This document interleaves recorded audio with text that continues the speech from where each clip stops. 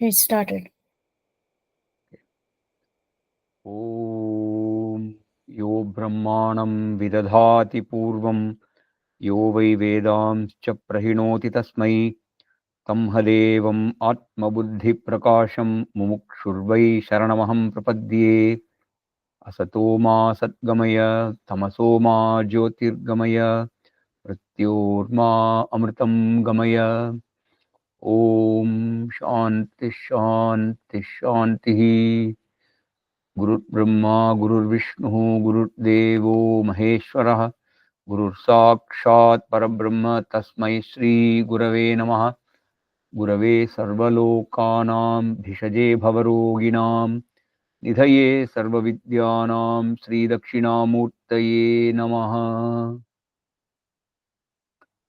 Okay, so do we have questions to discuss or should we go to the shloka? Sir, I think last week there was a question from Manjiri, if I remember correctly. Correct. Yeah. Yeah. I think it was about Maya, no? Yeah, I What it was exactly was the about question?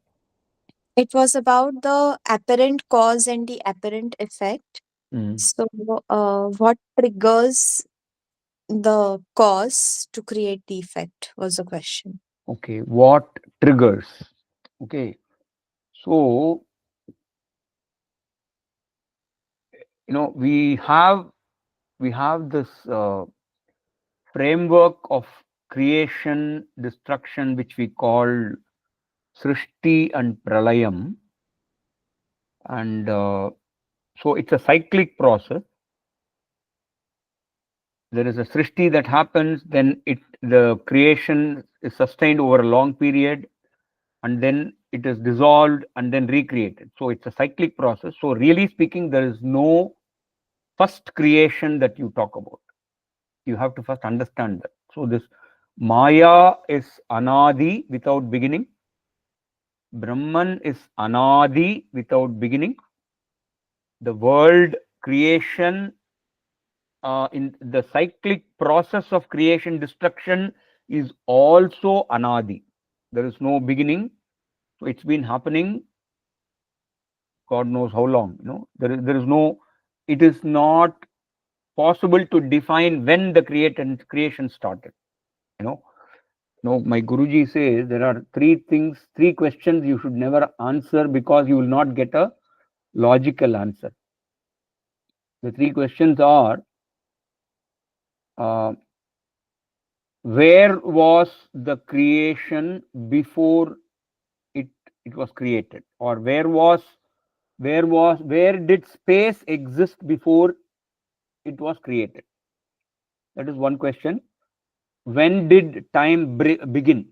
When did time begin? You can never ask that question. And the third question is,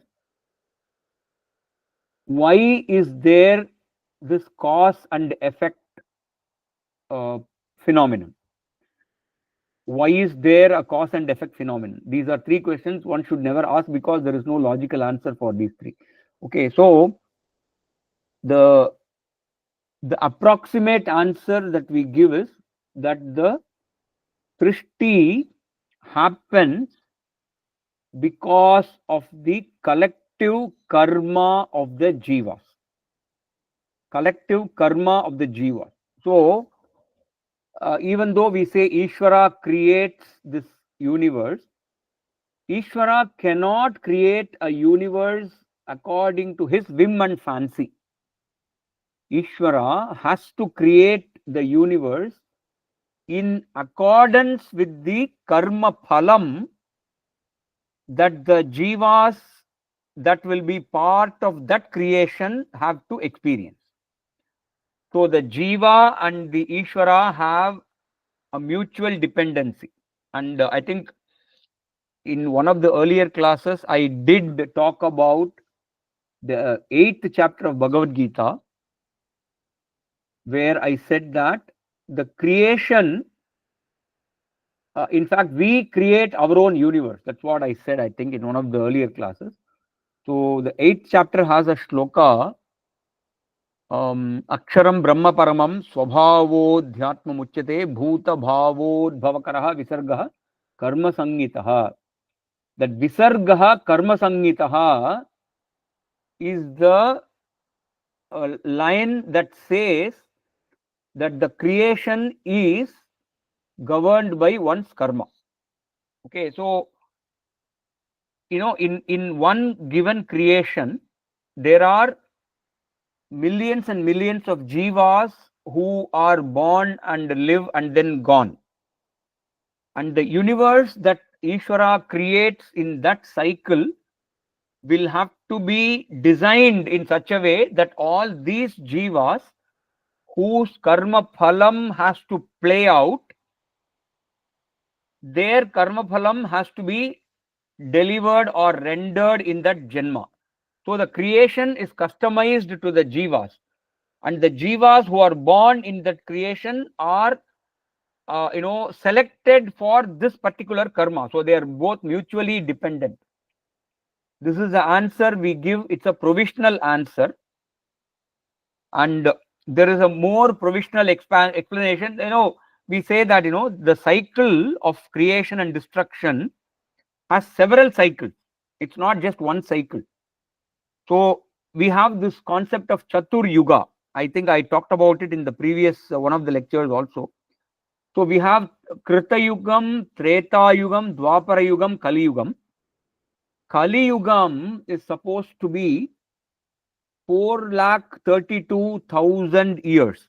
That is 432,000 human years, earth years. Then Dwapara Yugam is twice as long, 8.64 lakh. Okay. Then Treta Yugam is 3 times the length of Kali Yugam. It is some 13 lakh something. Then the Krita Yugam, or what we call Sat Yugam, is 4 times that of Kali Yugam. So it will be some 17 lakh something years. And you add up all the 4, it will be 10 times the Kali Yugam, which is 4.32 million years. So this one Chatur Yugam you take as one unit. Okay. At the end of every Yugam, you have a Pralayam. That's a mini Pralayam. Then at the end of the Chatur Yugam, you have a bigger Pralayam. And then one day time of Brahma is 1000 Chatur Yugams. So at the end, that is called one day of Brahma, which is called one Kalpa. At the end of one Kalpam, you have a much bigger Pralayam. Like that, the lifetime of Brahmaji is some 120 years, each year having 360 such days. So you can do your calculation. It will be a very big number. And so this cycle within cycle within cycle.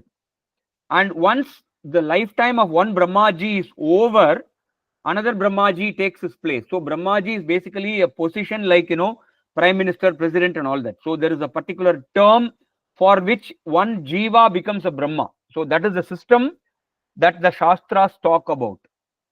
Okay, and in each of these creation, Srishti, Pralayam cycle, the creation is done in such a way that the jivas who will participate in that particular creation, their karma phala will be played out. Does it somewhere address your question?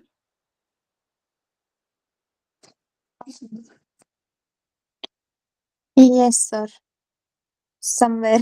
Thank you. Okay, but the fact is, all this is just at the beginning level, because finally what we say is, look, forget the creation, because this creation is not real. It is like a dream. It is like a dream, we say. And once you have understood that it is the Chaitanyam or Brahman which is never changing, and the world is ever changing, you really don't have to bother about why this world, what is happening, why it is happening. All that is not of any consequence. And there is a practical example how you can relate to this. Now try to remember some of the dreams that you experienced in the past. Maybe yesterday, maybe last week, maybe last month. Try to remember those dreams.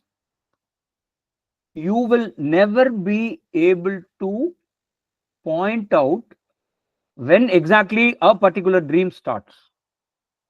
You can never say when a dream started, because when you try to recollect a dream, let's say you have some dream in the night, and then in the morning you wake up and you try to recollect your dream, you will probably remember a good part of the dream, but you will never be able to say when exactly this dream began.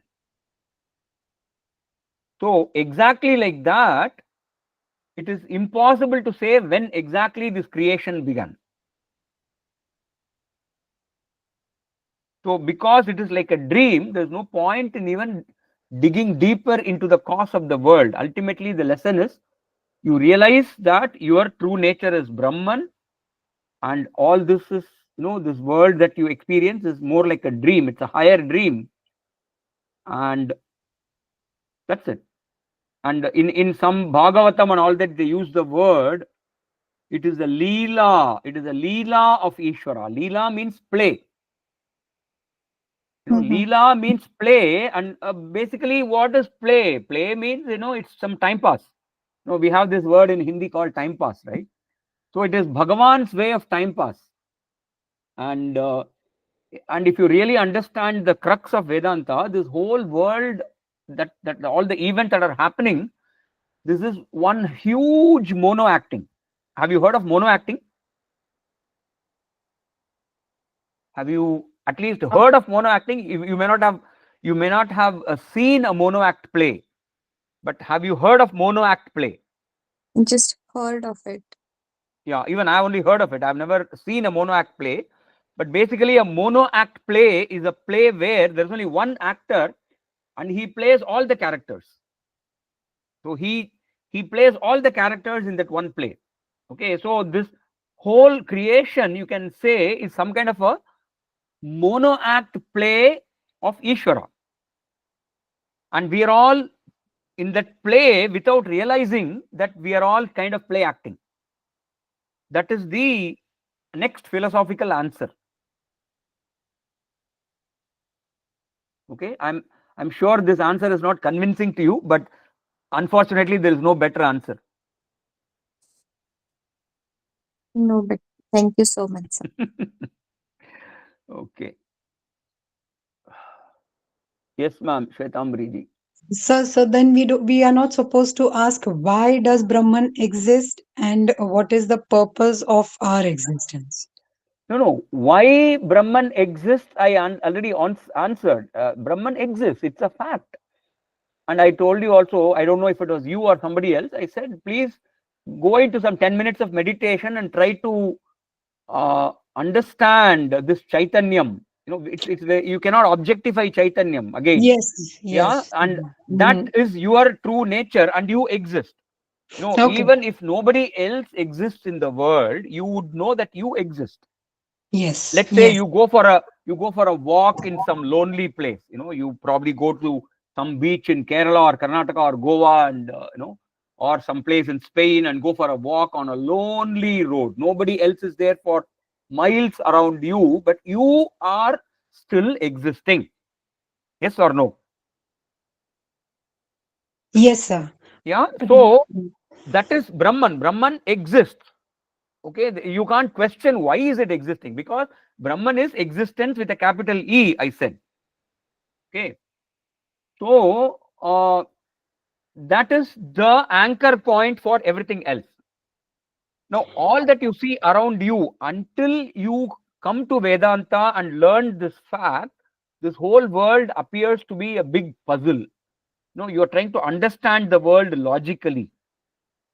And so Vedanta tells you that, look, logic is applicable in a limited sphere, but beyond a certain point, logic also fails. And so don't go out of the way to understand all the events happening around you. Ultimately, it is not going to affect you, the Brahman. or you the consciousness, you the real, your real true nature is not going to be affected by anything that happens in the world. You will think it is going to affect you only when you are identified with your body, mind, and whatever that comes along with it. So that is essentially the teaching of Vedanta. If you have understood this, you have understood Vedanta. Yes, sir. No, my question was I was just trying to understand. You said there are three questions we should not ask. Then, is this the question that we should not ask? What is the purpose of Brahman?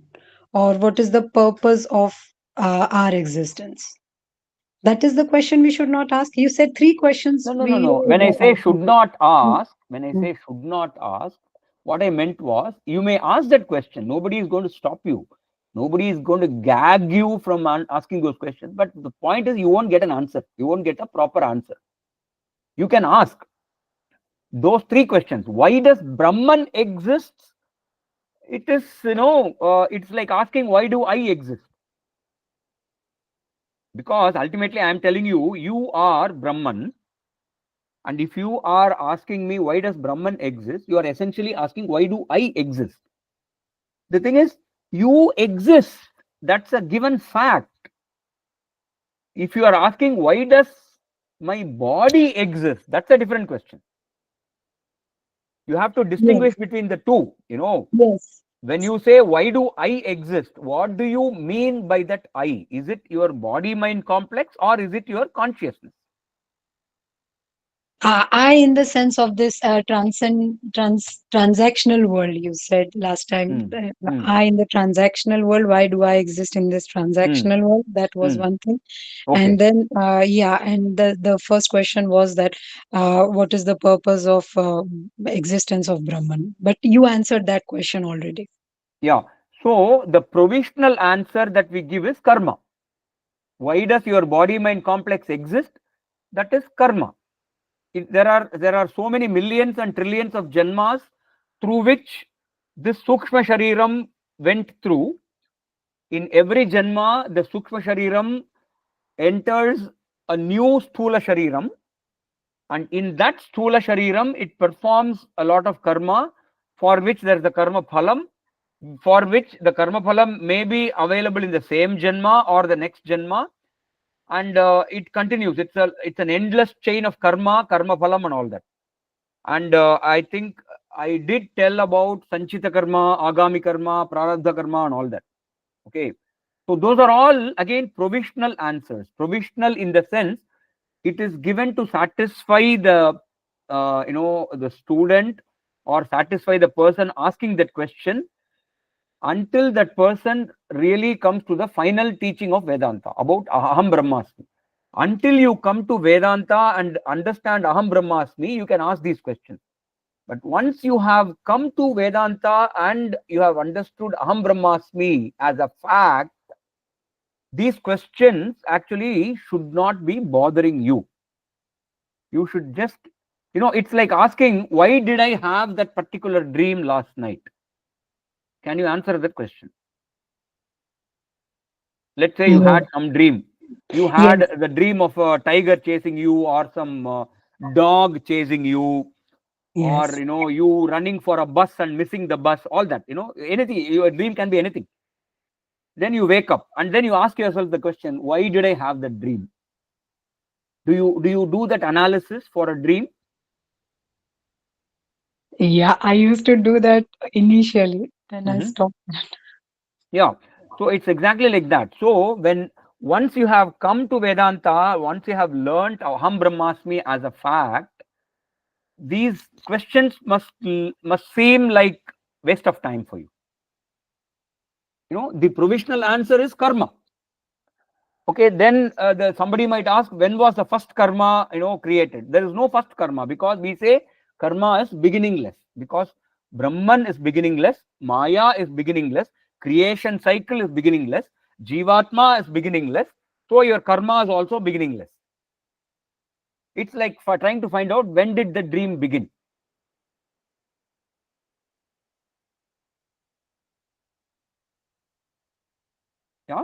I mean, you just Yeah, think thank you. about it. You don't have to be completely convinced in this 1 hour duration, but take this as a takeaway and think about it. Meditate on this, and if you still have some residual questions, we can always talk about it in the next class.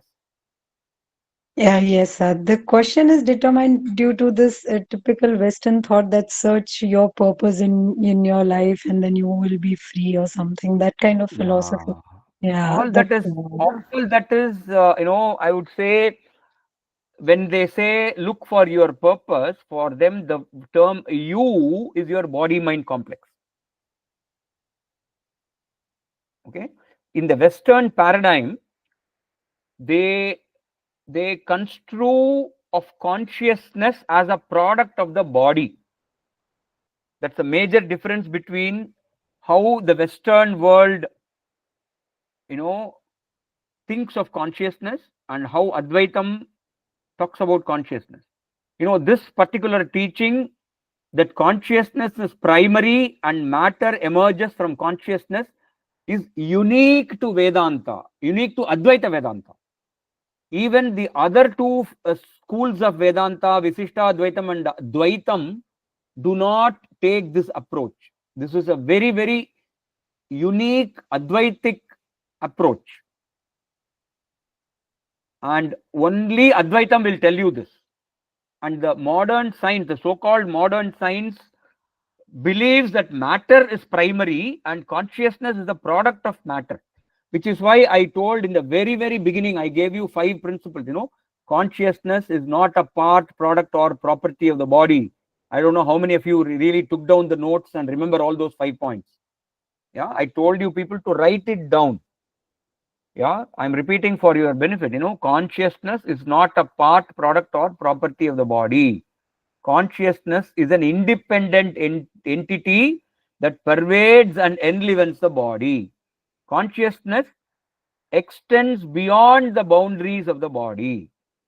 Consciousness survives the fall of the body. And that consciousness which exists or continues to exist after the fall of the body is not available for transaction, not because it doesn't exist, but because it lacks a medium or an instrument to perform a transaction. These 5 points I had told long back in the session 1 or session 2. Okay, Yes, sir. so if you, the word you denotes consciousness, then this body is just an incidental thing. So when we say your true nature is consciousness and you have an incidental body mind, and then you have now become a jnani, let's say, and then you still have some years of life left. Maybe you're going to live another 30, 40, 50 years, I don't know. Yeah, what do you do in those 40, 50 years? So what we say is, you can do whatever you want as long as it is not adharmic, and you can do whatever you want to whatever you want in order to benefit others. This is what we call sattvikam karma or nishkama karma. So to answer that question which the Western people put, what's your purpose of your life, we say the purpose of our life is to perform nishkama karma to benefit the society. So whatever you can do with your present capacity and your present availability of time, energy, and all that, whatever you can do to benefit society around you, you can do. That's your purpose. We have a very beautiful shloka. Maybe even that shloka I had mentioned in one of the earlier sessions. Paropakaraya phalanti vrikshaha, paropakaraya vahanti nadyaha, paropakaraya duhanti gavaha, paropakarartham idam shariram. That is the shloka. Paropakaraya phalanti vrikshaha. So the fruits that come from the tree benefit somebody else. They don't benefit the tree. So the tree gives the fruit for the benefit of others. Similarly, paropakaraya vahanti nadyah. The water in the river doesn't consume that water. It is meant for the others to consume the river water and benefit from it. So the river flows for the benefit of the society. Similarly, the cow gives milk. The cow doesn't drink its own milk. It's supposed to feed the calf, but very often we take the milk and give the calf something else. So the milk of the cow also goes to benefit others also. In all these examples, paropakarartham idam shariram. So this body that we have should also be used for the benefit of the society. That is the shloka. This comes in Hitopadesham or someplace. Subhashitani, Hitopadesham, one of those texts. Okay. And it's common knowledge, when the tree gives shadow, the shadow of the tree is not benefiting the tree, because the tree takes on the sunlight and gives shadow, and people like us sit under the tree and benefit from the shadow. So even the shadow of the tree doesn't benefit the tree. So that is the level to which the nature around us, is actually serving others. If you think of it, we are all children of nature, and without nature protecting us, we can't survive. So when nature can help the human beings should also help other human beings. So that is the purpose of life in the Vedantic sense. Yes, thank you, sir. This answers a lot many questions. Thank you. Okay, great. Okay, so all questions over for today at least. Can we move to Vivek Chudamani?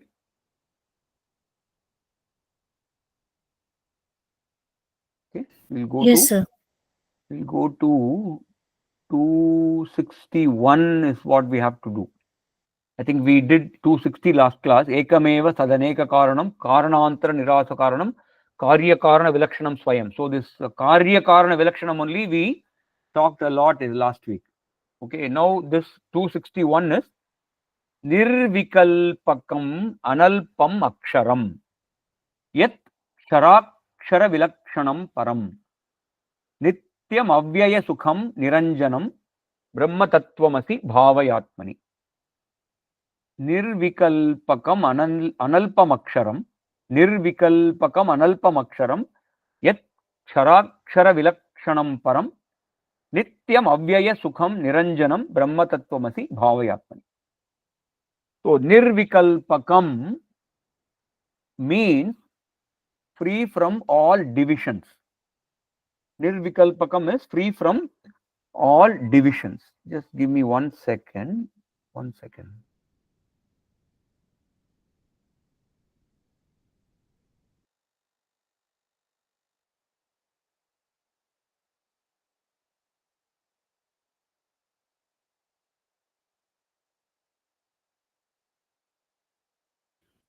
Yeah, sorry, I had to take that call.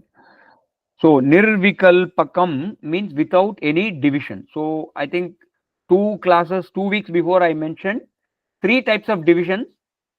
Sajatiya, Vijatiya, Swagata Bhedam I talked about.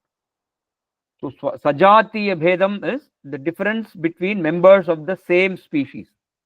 So there is one cow and another cow. 2 cows are different from each other. That is Sajatiya Bhedam. Or you can define the jati as a living species. So the difference between a cow and a dog, both are living. Okay. Vijatiya Bhedam is the difference between members of 2 different species. So Vijatiya Bhedam also, the cow and dog example can be treated as a Vijatiya Bhedam, because cow is a cow species, dog is a dog species, so Vijatiya Bhedam. Or you can say the difference between cow and human beings, or cow and plant, that is Vijatiya Bhedam. Then Swagata Bhedam is the division within the member of one species itself. Like animals have head, tail, legs, body and all that. Human beings have head, thorax, abdomen, hands, eyes, ears. These are all parts. And the tree has root, trunk, branches, leaves. These are all parts of the tree. So like that, Brahman is free from all the 3 types of divisions. That is Sajatiya Vijatiya Swagata Bheda Rahitaha, that is Nirvikalpam. Then Analpam. Alpam means limited. Analpam means unlimited. This is another way of saying Anantam. Okay, and this Analpam is an indication or a hint at the Chandogya Upanishad 7th chapter, where Narada goes to one Sanat Kumara for learning Vedanta, and there the discussion happens. Bhuma Vai Sukham or something like that. So Bhuma, that chapter is called Bhuma Vidya, and there Bhuman means the unlimited Brahman. So Analpam refers to that Chandogya 7th chapter, Bhuma Vidya, which is essentially the same as Anantam. Analpam, Bhuman, Anantam, these are all the same synonyms. Limitless. Analpam, Anantam, limitless. Then Aksharam. Again, Aksharam is a word that is used in the Mundaka Upanishad to refer to Brahman.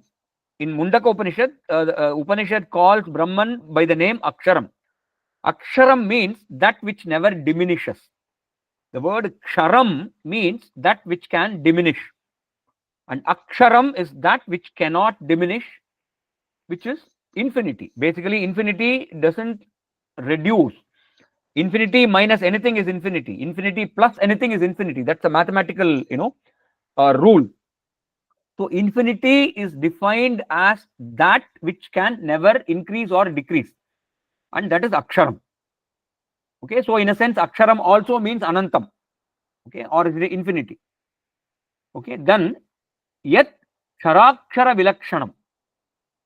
Okay, now here you have to understand, in the first line it says Aksharam, and in the second line it says Akshara Vilakshanam. So what is this? Is it not a contradiction? Yeah. So the word Aksharam in the first line and the word Aksharam in the second line have completely different meanings. The word Aksharam in the first line refers directly to Brahman by using the language of the Mundaka Upanishad. The word Aksharam in the second line refers to the 15th chapter of Bhagavad Gita, Purushottama Yoga.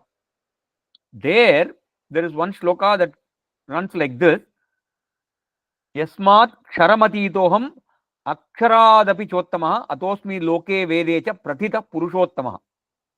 So there in the chapter, around the 7th or 8th shloka, Bhagavan starts explaining, or maybe it's the 15th shloka onward. Dvavimau Purushau Loke. Yeah, that's I think 15th or 16th shloka. Dvavimau Purushau Loke Ksharaschakshara Evacha Kshara Sarvani Bhutani Kutasthokkshara Uchyate Uttamah Purushastvanyah Paramatme Judahridaha Yo Lokatre Mavishya Bibhartyavya Ishvaraha Yasmat Ksharamati Aksharaadapichottamaha. So that's how the shlokas run. So there Bhagavan Krishna defines this whole world, this visible world, as Kshara Purusha. So Kshara Purusha means that which is subject to destruction and decay, because the world is subject to destruction. Okay, it is subject to change and destruction. So the world, the visible world, is Kshara Purusha. Then the Maya, which is the Prakriti, which is the source of all materials, is called Akshara Purusha, because ultimately Maya is the most fundamental entity in material world, in the material plane, and you cannot destroy Maya. Maya cannot be destroyed. So it is Akshara Purusha in the sense it is something which is not destructible. And then Bhagavan says, I, the Chaitanyam, Brahman, is above the Kshara Purusha and Akshara Purusha, and I am different from both. So that is the meaning of the Kshara Akshara Vilakshanam. So this Ksharakshara Vilakshanam has to be understood in the context of the 15th chapter of Bhagavad Gita. So Yat Ksharakshara Vilakshanam, so it is above or beyond or superior to the destructible world and the indestructible Maya. That is the meaning. Then Param. Param means the supreme one. There is nothing beyond that. That is the superlative in every respect, that is param. So which is why we call this paramarthika satyam, absolute reality, param. Then nityam. Nityam means it is eternal, eternal, unlimited in time and space. That is nityam, which is another way of saying, satyam jnanam anantam, that satyam is here nityam. Then avyaya sukham. Avyayam means that which never diminishes. And sukham is generally translated as happiness. But when we refer to Brahman and call it avyaya sukham, it really means the anantam of Brahman are manifesting as anandam, and that anandam is not caused by any external object, but it is caused by the purnatvam of the Brahman. So once you realize that your true nature is Brahman, you own up your Brahman nature, and then you realize that you are anantam, that anantatvam, that unlimitedness of yourself expresses itself as an ananda, because you are then purnaha. You are complete in all respects because you are infinity itself, and that purnatvam will give rise to the ananda. That ananda is avyaya sukham. See, normally when you have a pleasure from a certain object, that pleasure is limited. Let's say you have some pleasure of eating ice cream or eating some sweet, or watching some movie or whatever. All those experiences have a limited duration in time. The ice cream pleasure is over when that ice cream is eaten completely. The movie pleasure is over when the movie comes to an end. So like all experiential pleasures have a starting point and an ending point, whereas the avyaya sukham or the ananda arising out of your purnatvam has no beginning nor an end. So it is avyaya sukham. It never diminishes. It never comes to an end. And finally, niranjanam. Niranjanam means without any defect, without any contamination, without any impurity. These are all the meanings. Niranjanam means it's pure.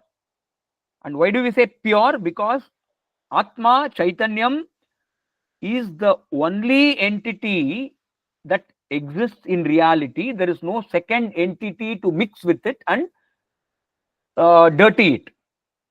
So it is not connected with anything, because there is no second real entity to contaminate it. So it is pure. So you can understand that way also. Niranjanam. Brahma tattvamasi bhavayatmani. Own up that your true nature is this kind of a Brahman. So all these 10 shlokas, starting from 254 to 263, they all describe various aspects of how you can think of Brahman. And don't think of Brahman as some third entity sitting somewhere, but you put all of that about as yourself. So I am unlimited. I am Niranjanam. I am Nirvikalpam. That is how you should understand these shlokas. Okay. Any questions? We are done with 261.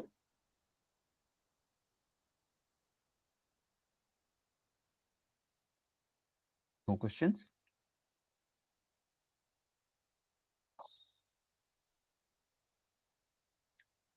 Okay, we'll go to 262.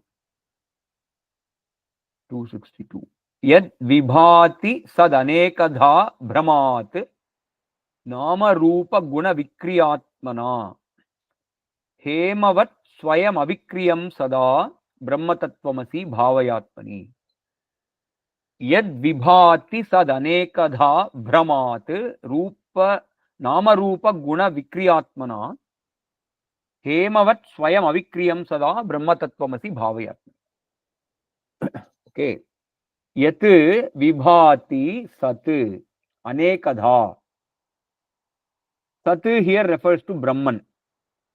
Anekadha means in multiple forms, in various different forms. Vibhati. Vibhati here means to appear or to manifest.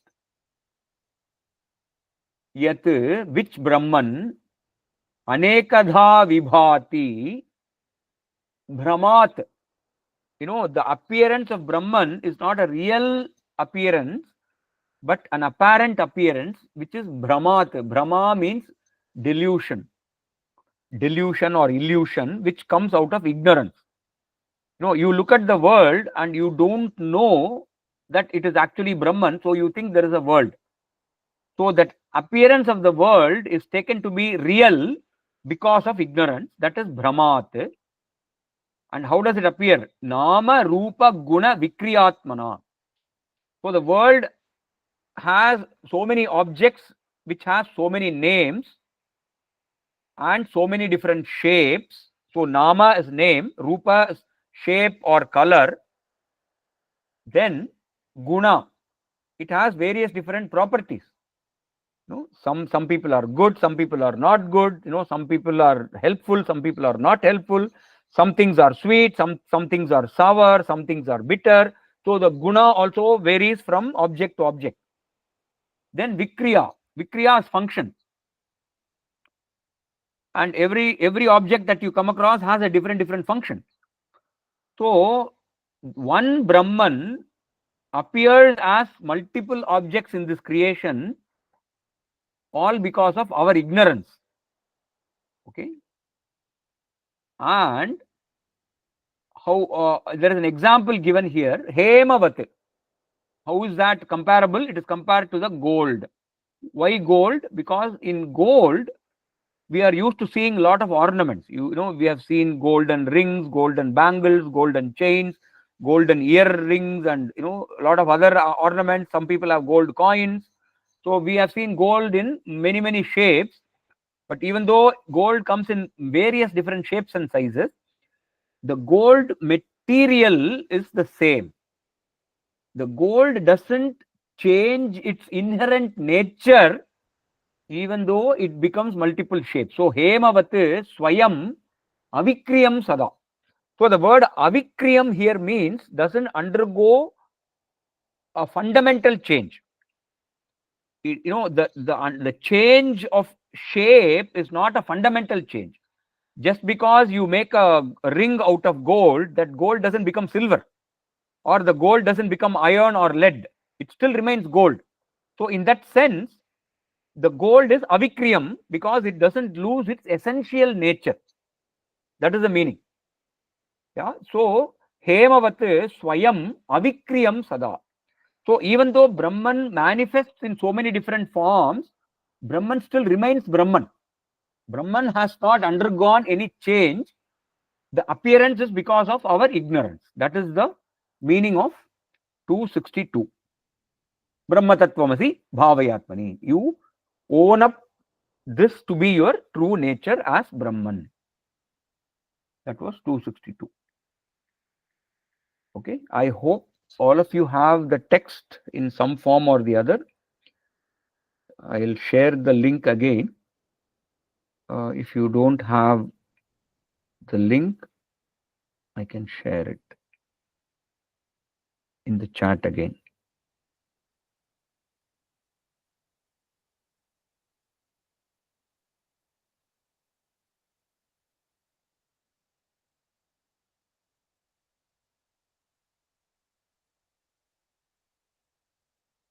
Is there anyone here who's not part of the Vedanta Sessions WhatsApp group?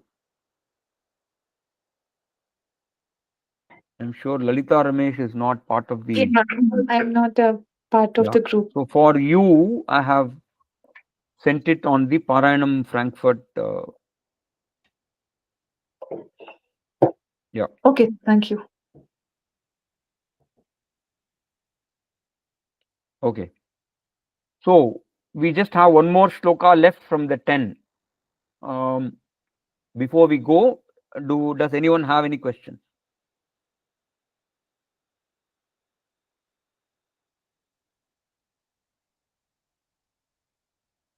No questions?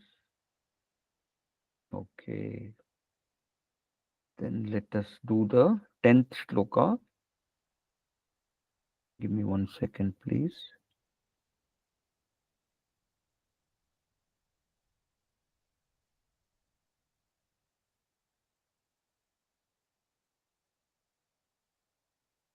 Yeah.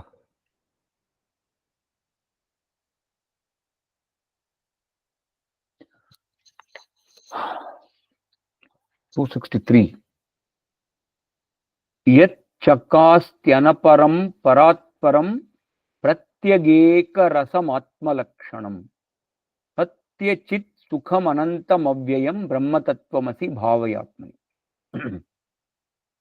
Yat chakastyanaparam paratparam pratyagekarasam atmalakshanam satyachit sukham anantam avyayam brahmatatvamasi bhavayatmani.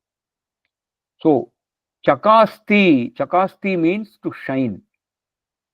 Kashate prakashate. Yet chakasti anaparam. Anaparam means that which is not superseded, that which has nothing superior to it. Anaparam. So, chakasti means to shine. It just indicates that Brahman is a conscious, sentient entity. It is the source of all awareness. So, in that sense, it is chakasti.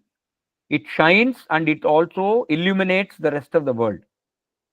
So, in that sense, it is chakasti. So, when I say illuminate, it is not some kind of a radiant light coming from a tube light or like sunlight or whatever. So, I said light is defined in Vedanta as that in whose presence things are known.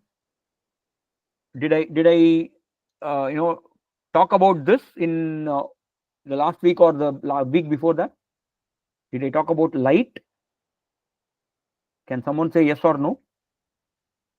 Yes, sir, you have talked about it before. I don't remember which class, but you have talked about it. Yeah. So I said that in Vedanta, light means that principle in whose presence things are known, and the knowledge or awareness comes from Chaitanyam, the consciousness. So Chakasti means that which shines and it illuminates the world. And Anaparam is that which has nothing superior to itself.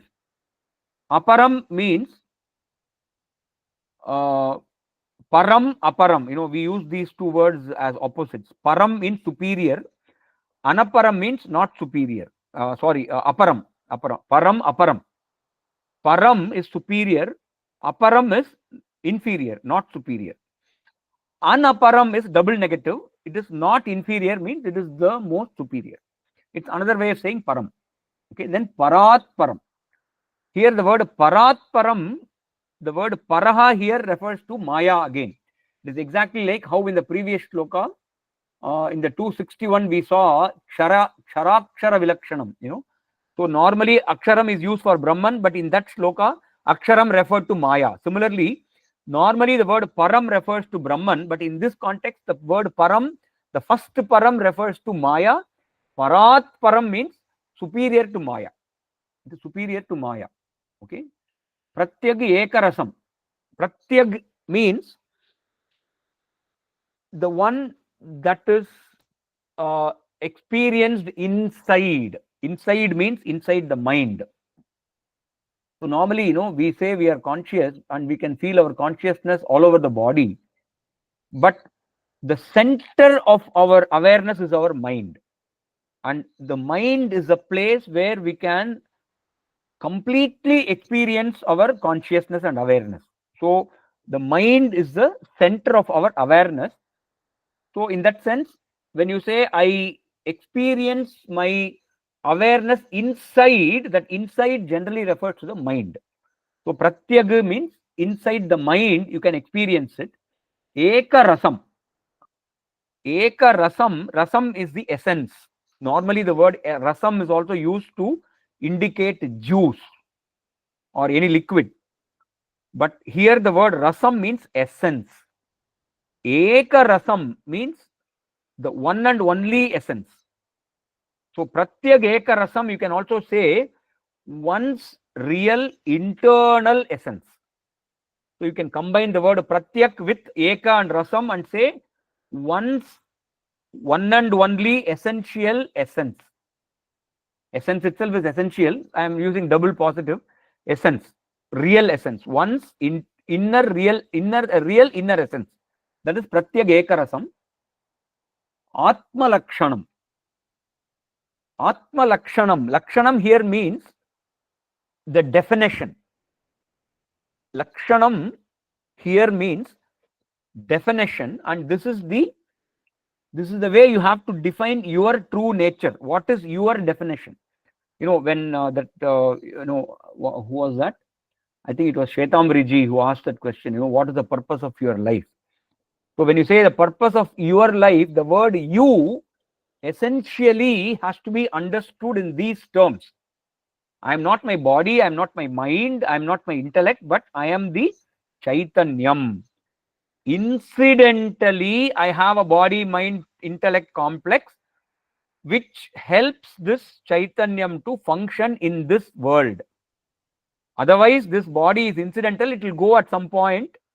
I have had millions of such bodies in the past Janma, so this is another incidental body, but my true nature is Chaitanyam. That is the Lakshanam, Atma Lakshanam. That is the true definition of one's own self. Atma means the self. Atma in Sanskrit, the correct translation of Atma is the self. S-E-L-F. Self. Okay. Then Satya Chit, Sukham. The Satya Chit Sukham is another way of saying Satchidanandam or Satyam Jnanam Anantam. Satyam is Sat, Chit is Jnanam, Sukham is Anandam, Satchidanandam. No, Satchidanandam is Satya Chit Sukham, Anantam Avyayam. Anantam limitless, Avyayam without diminution. No, without diminution. Can you say diminution? Is it the noun for diminish? Maybe. Yeah. So it doesn't diminish. So Satya Chit Sukham Anantam Avyayam. So all these ideas are already discussed in so many shlokas before. So these are all sort of repetitions just to hammer this again and again into our head. Because these are all not ideas that can be digested easily. So one has to keep on repeating, remembering these ideas so that it kind of gets anchored in our mind. Brahma Tattvamasi Bhavayatmani. So you have to own up this as your true nature, as Brahman. So with that, we complete those 10 shlokas, which is the beginning of the Nididhyasanam section of Viveka Chudaman. And as I said, this Nididhyasanam topic goes on and on until the 417th shloka. So there are so many Nididhyasanam shlokas after this. Okay. So depending on the interest level in the group, we can take up some other set of shlokas in the future, or we can move on to some other topic, or we can say this is the last class and we wind up. It all depends on what the group wants. Yeah. Yes, ma'am. Sir, just only one clarifying question. You said, what is Atma as per Vedanta? What does Atma mean? Atma, no, not as per Vedanta. When I say Atma in Sanskrit, means the self. S-E-L-F. Self. Self. Okay. And Vedanta says that your true self is Chaitanya. That is Brahman.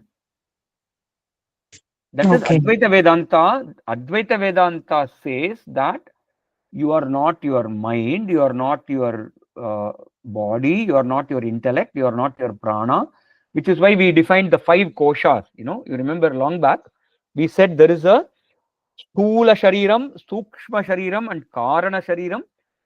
And we called the Sthula Shariram as Annamaya Kosha. We divided the Sukshma Shariram into 3 layers and called them Pranamaya Kosha, Manomaya Kosha, and Vijnanamaya Kosha. And then we gave the Karana Shariram a new name called Anandamaya Kosha. So we first defined 3 layers and made it 5. And then we said the Chaitanyam is beyond all the 5. The Chaitanya, your true nature is neither of these None of these 5 layers, but the 6th entity called consciousness. That is the Panchakosha Viveka that we discussed long back. So Yes, I remember. your true nature, my true nature, everybody's true nature is Chaitanyam.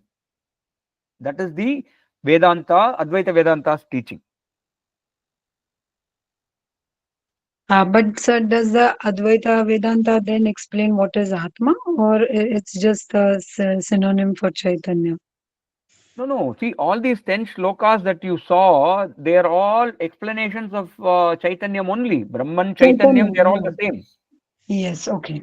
Yeah. So, you know, There is no differentiation as such as Atma and Chaitanya. It is Chaitanya. so it's all synonymous. So that is probably one point of confusion for a lot of people. We use a lot of words which are exactly the same meaning. Okay. So we call Atma, Chaitanyam, Brahman, Purusha. Purusha is another word. And some of the Upanishads use some other names like Aksharam, Aksharam in Mundakopanishad, then Prajnanam in the Aitareya Upanishad, then in the Chandogya Upanishad, 6th chapter, it is called Sat. In the Chandogya 7th chapter, it is called Bhuman. So these are all synonyms. They are all referring to the same Brahman, same Chaitanyam. Satyam Okay, sir. Jnanam Anantam. Thank you, sir. And sir, you said last time that was it in Vivek Chudamani or some other shloka where it is explained how to meditate or the process of meditation. Was it in Vivek Chudamani or The another? process of meditation is actually discussed in some depth in the 6th chapter of Bhagavad Gita. 6th chapter. Okay. It is called Dhyana Yoga, or it is also sometimes called Atma Samyama Yoga. And if I you think we want, covered it. sorry, I think we covered it. correct, Yes, correct. yes. So we did have a quick glimpse into 6th chapter, and in fact, meditation is covered in different texts in different ways. But there are different types of meditation again. Okay, so if you do Nama Japam, that is also meditation, but that is about chanting a particular Nama. Okay, and if you go to the Patanjali yoga school, they will talk about stopping your mind and reaching a blank state. They will call it Nirvikalpaka Samadhi and all that. But Vedantic meditation is different. In Vedantic meditation, we don't try to achieve blankness. These 10 shlokas that we covered in the last 3-4 sessions, you can chant them slowly. You don't have to chant all the 10. You can just take one shloka, one line, repeat that one line slowly until it kind of keeps ringing in your mind. That is also a good meditation. That is called Nididhyasana form of meditation. Okay. So if you take these 10 shlokas, for instance, that Brahma Tattvamasi Bhavaya Atmani is one common line that you can remove. So there are 3 lines in every shloka. There are 10 shlokas. So there are 30 lines that you have for meditation. And you don't even have to take one full line from the shloka. You just take one part of the line or one word and meditate on that. Keep repeating it. That's also a meditation. That's called Nididhyasanam. So these are all techniques to help you internalize this teaching. Ultimately, you understand the teaching at an intellectual level. That is one stage. But then this teaching has to transform your behavioral and day-to-day reactions. That takes time, and that is called Nididhyasanam. And these 10 shlokas and many more such shlokas help in successfully practicing Nididhyasanam. Did I answer your question? Yes, sir. Yes, sir. You answered my question. Thank you very much.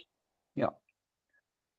And for another group, I was conducting classes on a text called Atma Bodha, and all those sessions have been recorded. So I can share the link for those recordings. So if people are interested in some extra inputs, you can listen to those recordings. Atma Bodha is another text like Vivek Chudamani, but it's a much smaller text. It's only about 68 shlokas. And so I can share that. There also, a lot of these shlokas are used for Nididhyasanam. So Nididhyasanam, if you want to do Nididhyasanam and Nididhyasanam based meditation or meditation based Nididhyasanam, a text like Vivek Chudamani and Atma Bodha are very, very useful. Great, sir. It would be really great if you could share that one. Okay, I'll do that after the current call is over. So for today, are there any questions? Any more questions?